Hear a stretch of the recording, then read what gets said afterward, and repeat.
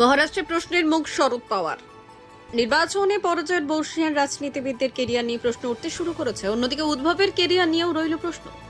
এক্ষেত্রেও শেফে স্লোগান তুলেছিলেন প্রধানমন্ত্রী নরেন্দ্র মোদী। ভারতের ধনীতম রাজ্যের বিধানসভা ভোটের ফলাফল বলছে ঐক্যবদ্ধ হওয়ার জাদু মন্ত্রেই ছন্নছাড়া বিরোধী জোটকে পরাস্ত করল বিজেপির নেতৃত্বাধীন এনডিএ। হালে পানি পেল না কংগ্রেস, শিবসেনা, এনসিপির মহাবিকাশ আঘাড়ি জোট। শনিবার দুপুরের আগে সরকার গড়ার জাদু সংখ্যা ছুঁয়ে ফেলেছে বিজেপির নেতৃত্বাধীন জোট মহাজোটে। খুব বড় রদবদল না হলে মুম্বাই কুর্সিতে বসছেন বিজেপিরই কোনো বিধায়ক। অথচ 5 মাস আগে গত লোকসভা নির্বাচনে মহারাষ্ট্রে ধাক্কা খেতে হয়েছিল বিজেপিকে। 2019 সালে 23টি আসনে জয়ী হলেও 2024 সালে মহারাষ্ট্রের মাত্র 9টি লোকসভা আসনে পদ্মফুল ফুটেছিল। অনেকেই মনে করছিলেন বছর শেষে মহারাষ্ট্রের বিধানসভা নির্বাচনেও হারতে হবে পদ্ম শিবিরকে। ভোট পণ্ডিতদের একাংশের সেই পূর্বাভাসকে ভুল প্রমাণিত করে একাই 125টি আসনে জয়ের পথে বিজেপি। 2014 সালে প্রবল মোদী ঝড়ে মহারাষ্ট্রে 122টি বিধানসভা আসনে জয়ী হয়েছিল বিজেপি।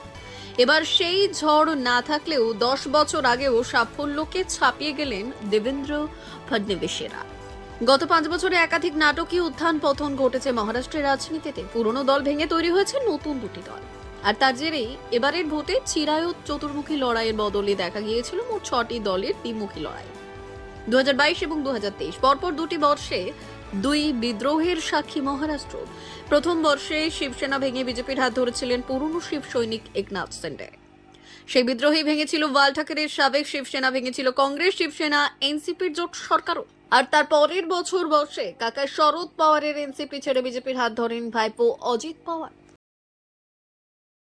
ব্যুরো রিপোর্ট, উত্তরের প্রহরী।